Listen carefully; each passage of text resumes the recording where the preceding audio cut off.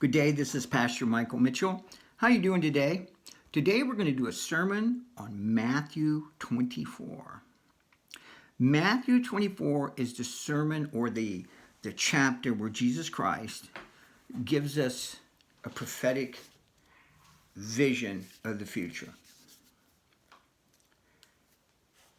And this is interpreted so many ways that are incorrect. They have all these things that they're writing here. There's people saying that they're going to happen. Well, they've already happened. But this gets this whole thing messed up about tribulation and the coming of Christ. And there's a whole big confusion in there on that. And I'm going to do that later. Because that's a whole nother deal, the tribulation and all that. But today, we'll just talk about this. And there's people in each group that believe what I believe, and there's other people who believe something entirely different. But the majority of them preach something that I'm not sure is going to happen. But I'm going to explain this chapter to you. So anyway, he says, and Jesus went out and departed from the temple, and his disciples came to him for him to show him the buildings of the temple. So they're down there at the temple in the middle of the city in Jerusalem, and they're just looking around. It's beautiful, big, massive granite, hand-hewn, 20,000-pound blocks that were made out of town with no metal to touch them, you see. Fabulous. It had gold inlay on it. They had put gold inlay on it, pomegranates and stuff like that. It's just magnificent.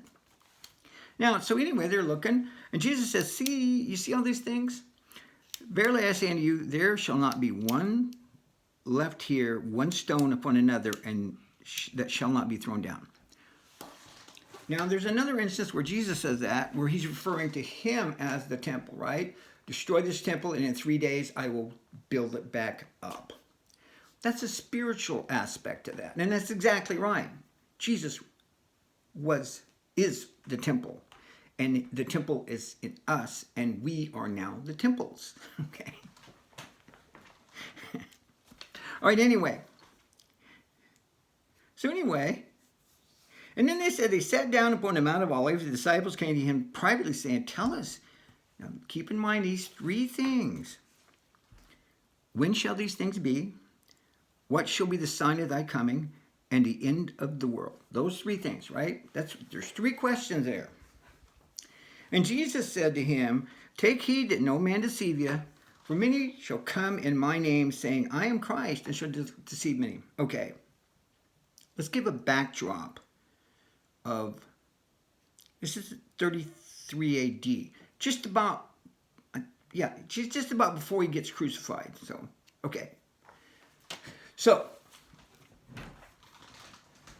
now we think of that, for many shall come in my name, saying, I am Christ, and shall deceive many. Now, to be honest with you, I don't see a lot of people claiming to be Christ. They're claiming to be this or that. But usually the ones that claim to be Christ, they lock them up. Okay? I mean, really, what I'm saying here. Think about it. But here's the deal. He is talking about from 33 AD to 72 AD. And I'll tell you what happened during this time. And this is why they're so confusing. There's three things that happened in those 39 years. The Messiah came, right? He died on the cross. He was raised from the dead, right? And he ascended to heaven. That is monumental. I mean, if you want to put a turning point in the world, that is it. Okay, but the other thing we neglect is, in 66 AD to 72 AD, this is where they went in and they absolutely destroyed the temple until it was rubble. And they drug them off. Okay, that's what he's telling these people. And it's going to become evident in verse 34 when he says, all these things are going to happen in this generation, you see. So anyway, all right. Jesus Christ had 12 disciples. One of them was Judas Iscariot. Judas was a zealot, okay? He was evil. But what they don't tell you is there was many or thousands of zealots. He was just one of a number. They were a group, a large group, prone to violence, prone to overthrowing the Romans, restoring the kingdom the way it was back at the time of Moses. You see what I'm saying? The thing that Jesus did, but see, Jesus did a spiritual kingdom. He made a spiritual kingdom. These people are still trying to make a kingdom. And Jesus just, I guess it's really a slam in the face for these zealots. Jesus he knew that Judas Iscariot was demon possessed. He was of the devil. When he went to betray Jesus, Satan personally entered him. He didn't trust a lower echelon demon to do that. He personally did it himself. Okay. So anyway, you got these people, and they had them there at Jesus' time. But after Jesus dies, then the Christians are forming, see, but they're not, all the Jews are not biting into this, see. So then what you got is you got all these guys running around going, I'm the Christ. I am the Messiah. I'm going to restore the kingdom of Israel, right? You see? So it says here, for many will come in my name, I'm Christ. And so they did. They had a Christ of the week there. You're talking 40 years there. They come and go, you know. And you'll hear wars and rumors of wars, and see that you do not be troubled, for all these things must come to pass, but the end is not yet. Now that sounds like the end of the world, doesn't it? You know, I mean, right? Oh, the end has not come yet.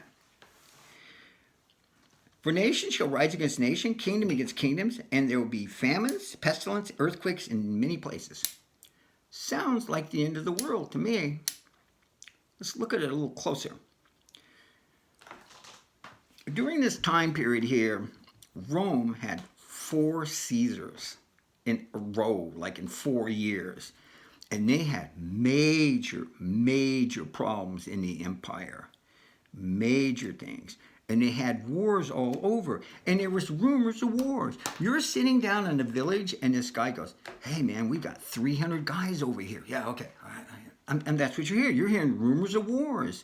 You see, you got to realize when we take it, that's like, well, I checked on the news here and it says there's rumors of wars. Well, those people, they live in a village and they went to Jerusalem a few times a year. But they went to this other village. All they're hearing is what this guy said in the other village, right? They don't have internet TV. You see what I'm saying? So they'll hear rumors of war all the time, you know? I mean, you know, here you go, and they crucify Jesus Christ, and you got all these people saying he's the Messiah, and then you got all these people, no, he's not. So yeah, you heard rumors of war. Those zealots got worse and worse and worse, you see? Nation shall rise against nation, kingdom against kingdom, and there shall be famines, pestilence, and earthquakes in many places. During that 40 years, I guarantee you that nations rose against nations, kingdom against kingdom. There was famines and pestilence and earthquakes. Absolutely. Remember when Paul and Silas went out to get money to distribute because there was this massive drought? Remember that? There was a huge famine in Jerusalem. You see, when all these people became Christians, see, and then you had all the Jewish holidays, man, they were packing them in because all the Christians were coming in there. Well, then they had a drought, see? So they had a massive drought then. Pestilence and earthquakes? Yeah, there's earthquakes every year. Pestilence? Okay. All these are the beginning of sorrows. All right. Now, how do we know we're still back at 33 AD? Okay. And then many shall be offended and shall betray. I missed that. Wait, excuse me. 9. And then they shall deliver you up to be afflicted and shall kill you, and you shall be hated of all nations for my name's sake. Well, we could say that World War II with the Jewish Holocaust was that. That's true, but what he's referring to is the next time here. He's still in 33 AD. This is what's going to happen to you. All these people are standing there. See? And there shall be many offended, and shall betray one another, and shall hate one another. Now, okay. After Jesus died, the Romans kind of tightened the grip on the Christian thing. But the Sanhedrin was still full steam, and the Sanhedrin could take Roman soldiers out and pull you in for blasphemy laws and all this stuff, you see. Or they even had their own court of people that could come out and take you, right? So here's the deal. It says, and shall betray one another. And there's another verse where it says, a brother against father, a mother against son, you'll betray each other. Here's what you got going. Okay, you got these little villages. Now, these families were around 10 to 12 children, was an average normal family there, right? They're all related. They're related here, they're related in the next town, and they're related in the next town, okay? So, here you go. You got your children going down in the Gentile hall, listen to the Peter or one of those guys preach Christianity. And you've been seen there more than once, you see. Yeah, and your brother too, you're going with him. Well, the rabbi, well, it used to be, well, when the rabbi, yeah, the leaders there that went to your synagogue you went to, you're not going anymore. So, they go out there to take you away or punish you or whatever. So you get out to this family, and what happens? No, I wasn't there. No, wasn't me. No. I think it was him. You got the brothers mixed up. It was him, right? See what I'm saying here? No, I didn't do that. No, I'm a good Jew. I don't do that. You see where that's happening? You see, I mean, because it's their future. We always think it's our future. No, that was theirs. You know what I mean? You see what I'm saying? And many false prophets shall rise and shall deceive many. Prophet a week.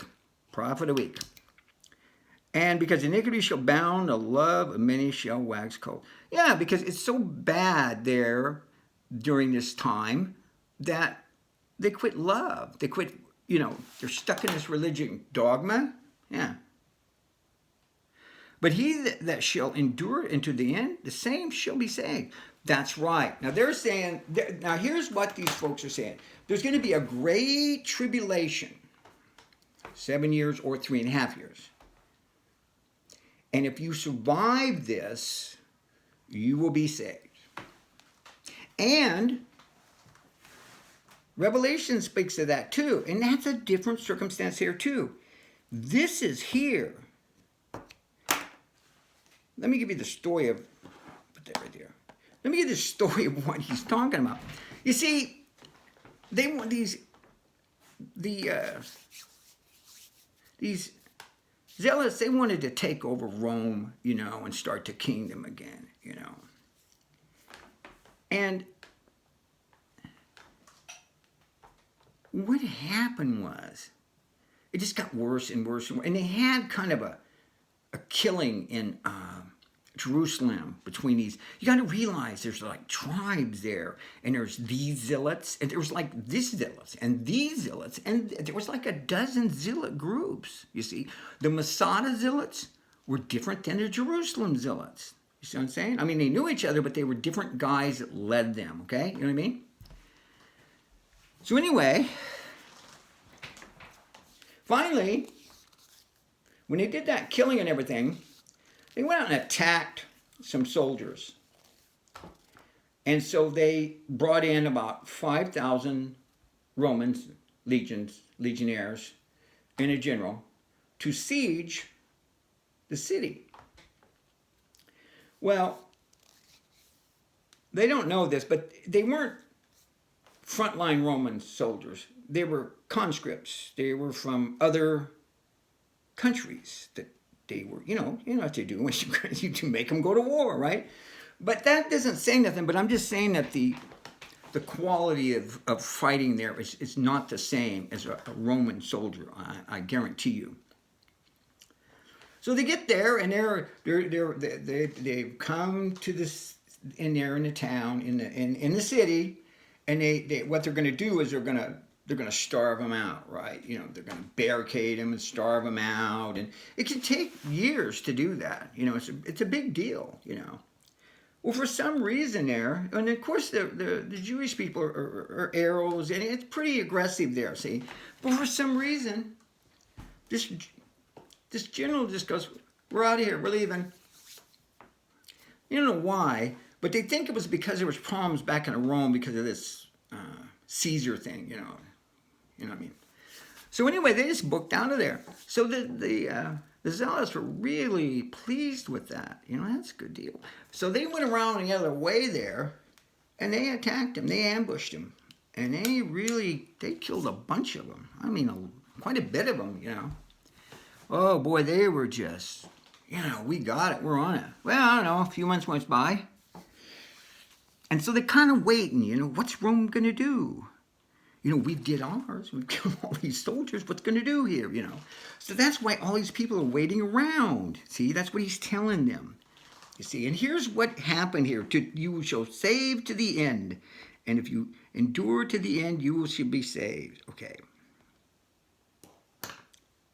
So, all these people are in these villages out of Jerusalem. All right? So here's what happens. A legion of Roman troops, that's 6,000 legionnaires. And these are crack troops, man. I mean, these are not conscripts. Yeah?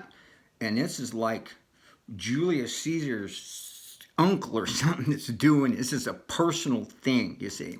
Because they went and ambushed and killed all those guys, So one comes in from the coast, two come down from the north.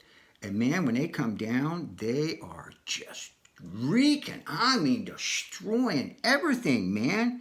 Taking prisoners, killing people, everything. I mean, they are just wiping it out.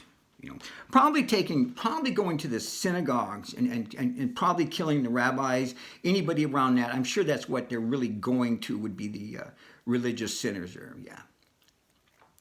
So that's what he's talking about, right there.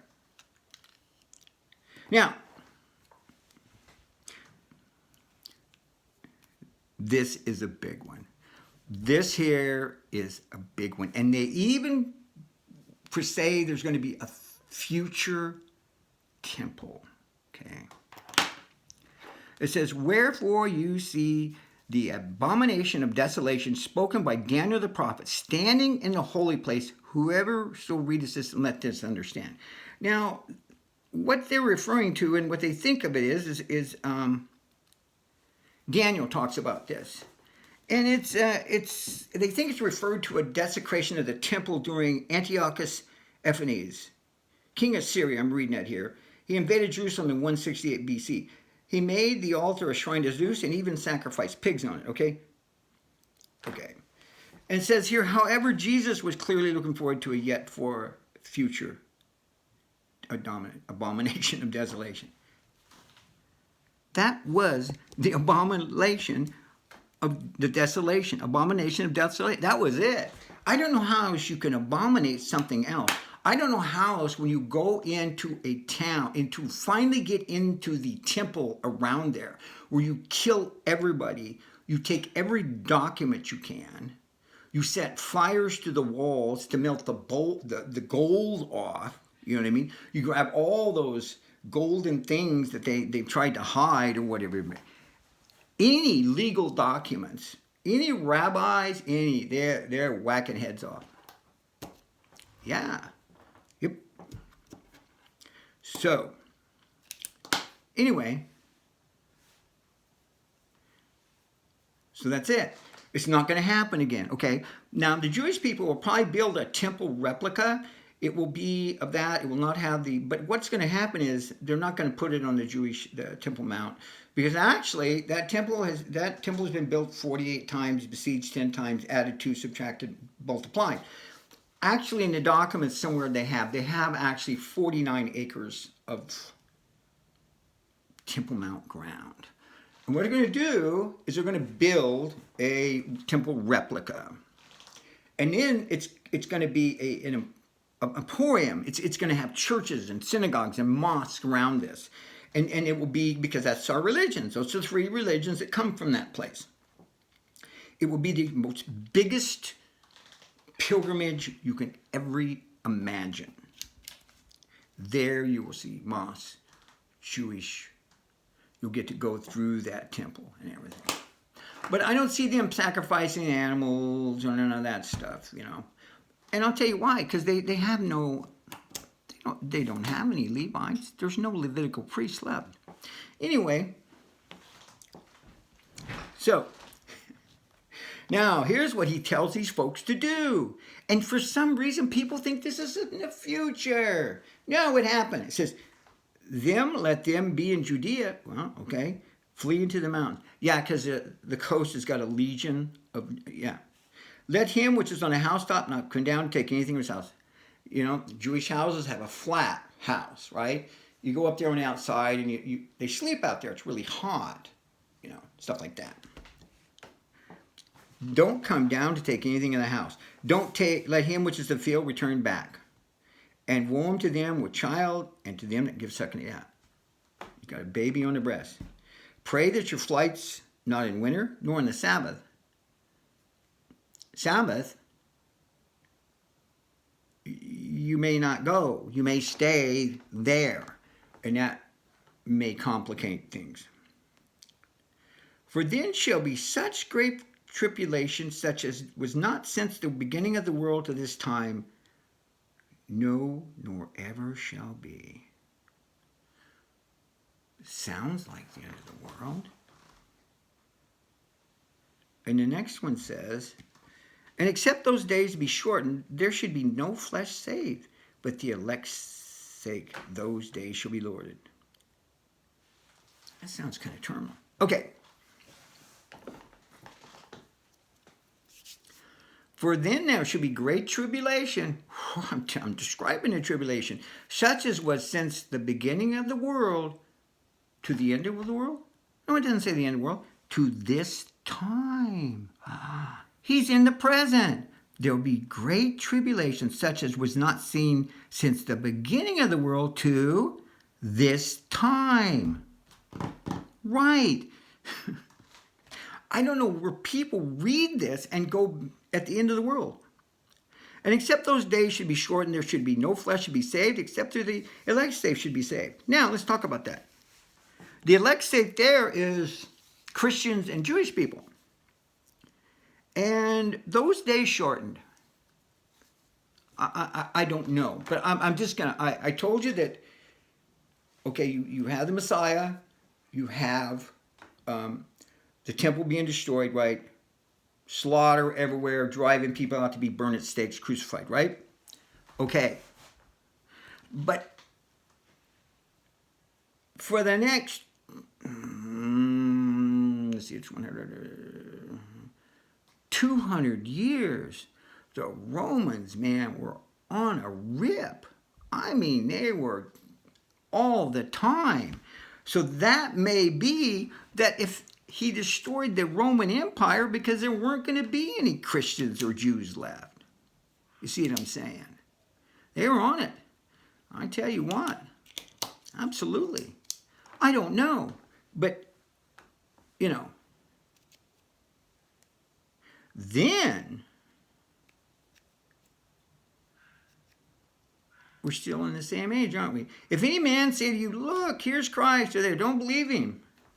For again, he tells you again and again, for there shall rise false prophets, false Christs, show great signs and wonders, insomuch that if it is possible, they shall deceive the very elect.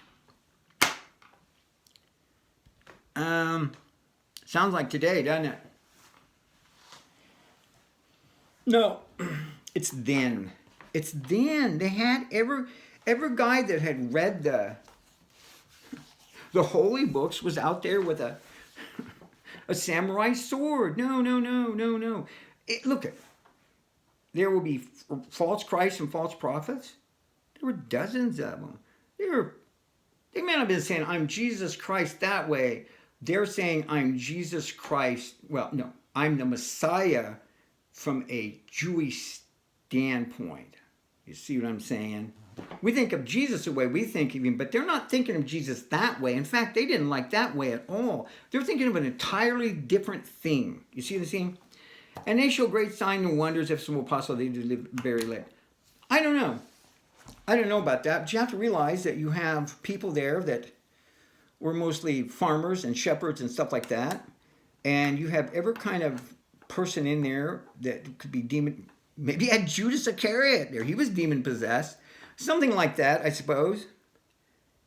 Look, I have told you before. Now, verse 26. Wherefore, if they say unto you, behold, he's in the desert, do not go, because behold, he's in the secret chambers, believe it or not. Okay. You got all these people. They're not going to go into Jerusalem and go, I'm the Christ. 50 arrows hit him. No, what he's doing is he's taking they're all related. So you're there, and they go, we were meeting out in the desert over by the old tree. And so they're out there, plotting and planning. What are we going to do? What are we going to do? Well, we'll do this, we'll do that. You see what I'm saying? It says, don't go out there. Or the old trick, he's hiding somewhere. So if you'll give me money, we can bring him out. Don't believe it. What they're saying, he's hiding, so you go and get yourself killed, and that will you'll figure out who it is or something, okay? Now, and then we get here to 27, 28, and these are just common phrases at the time. Whereas the lightning comes out of the east, and okay. Let's see here. No, I'll figure it this way. For as lightning comes out of the east and shines even into the west, so shall the coming of the man shall be. So he's telling, remember the question of when will be your coming? And wherever the carcass is, there will be the eagles be gathered, or vultures. And what it is, he's saying that, he's telling them, like the lightning that comes out of the east, it's going to be really fast. It's like lightning out of the east and shineth even to the west. It's just going to be like that. Like fast as lightning, right? For wherever there's a carcass in the ground, the eagles will be gathered. So what he's saying is out there, if you've ever been in the plains, and I'm sure you folks have, and if you look out, you see buzzards, you see carcasses, dead animals, whatever it is, cow, sheep, whatever, and you see all these buzzards are, right? That's what he's saying there is. You will look afar, just as like the buzzards on the thing, and it will be the same with me. You'll see it. You'll know it. Even if you're hiding in your house, you're going to know this. Now, this next one here. Now, this is going to really flip people out. It says, immediately after the tribulation of those days, shall the sun be darkened, and the moon shall not give her light, and the stars shall fall from heaven, and the powers of the heavens shall be shaken. Okay, that is a very popular verse, and it does signify the end of the world. Ezekiel tells us that. Joel tells us that. It's in Revelations that tells us that. So now, but here's the deal, though. See.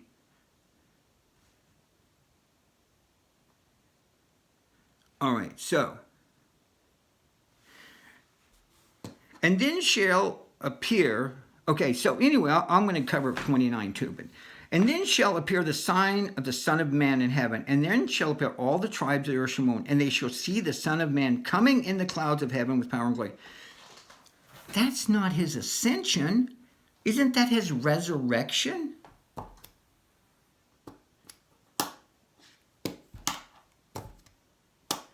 coming in the clouds of heaven with power and glory. And he shall send his angels with a great sound of a trumpet, and they shall gather together the elect from the four winds, from one end of heaven to other. Now I know I'm... So,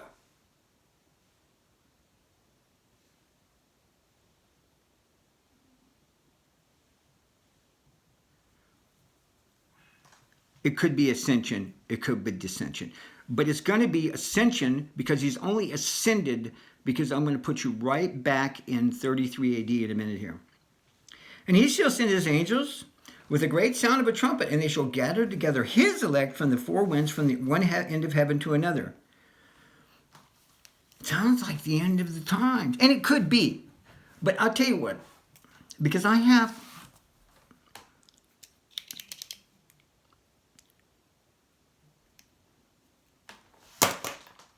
When Jesus was crucified,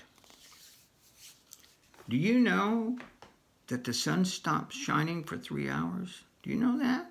Just like they said there. And the moon didn't give its light. And I don't know if stars were soon to fall. Yeah, right? You can look it up. It went completely dark for 3 hours. It was a 6-hour crucifixion. It went dark 3 hours. Dark. People ran out of graves, right? The veil in the temple was ripped.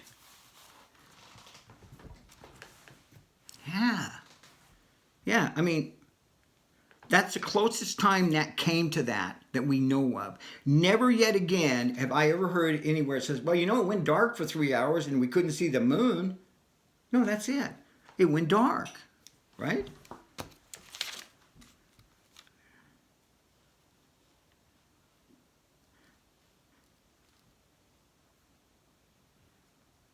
And shall then appear the sign, the Son of Man in heaven. Yeah, he's in heaven. And then all the tribes of the earth will mourn, and they shall see the Son of the Man coming in the clouds with great power and glory. And then the angels, and then he switches to verse 33, and he talks about the fig tree. When its branch is tender and puts forth leaves, you know that summer's near. So likewise, when you see those things that know that it's near, even at your door. So it's kind of, you know, the warning thing. You know what I mean? Now, this is why I've said that in the other verses. Because verse 34 says, verily I say unto you, this generation shall not pass till all these things be fulfilled. All those ones I just listed to you. All those ones. Now, I want to tell you something here. I got to tell you, this is really cool. Now, okay. This is the most accurate, dead-on prophecy that I know of in the Bible by the Messiah himself. But anyway, here's what happened. You see, this book was written before 70 AD, right? So when these people, it says, when you see that, so here you are in the city and you see the temple smoking, you know, the smoke coming out, you know that the abomination of desolation has hit. So what do? You go. You leave. You don't do anything. And you know what? That's what the Christians did. They read that. That's what they did. They did just what that said. When you see these things, go. And that's what they did. Yeah, it's amazing, isn't it? Yeah. So anyway, we get down to 34. And now he switches here. Now, so he's covered everything up. That's it.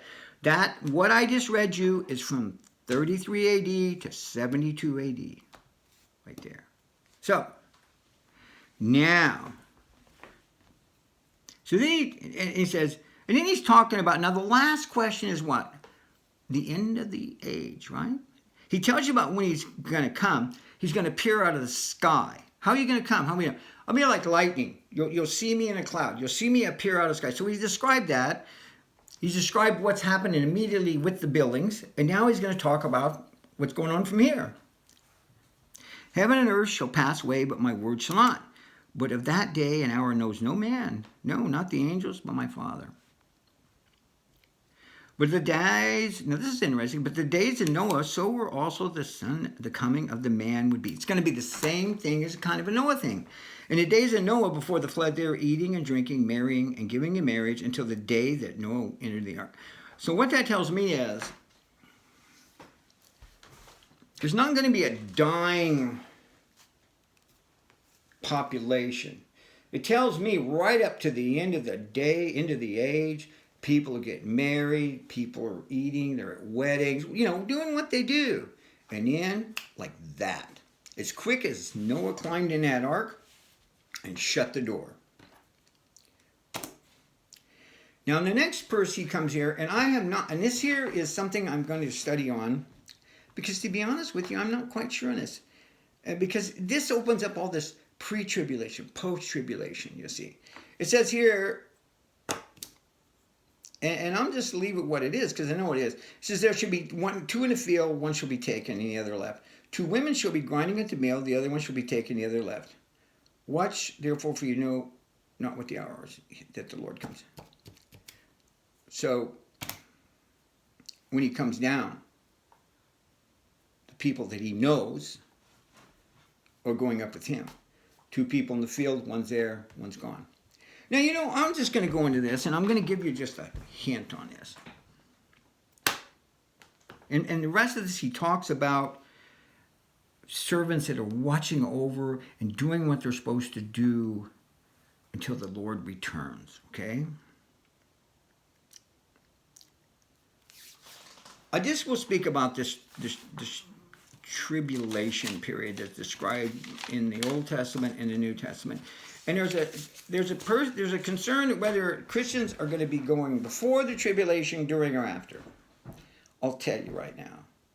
Before. There's no need. Why would he? It's before. It's before the tribulations. So what's left there? Can they repent? Now, it's over with. It's done. He ain't coming back a third time to pick up the people that didn't go the second time.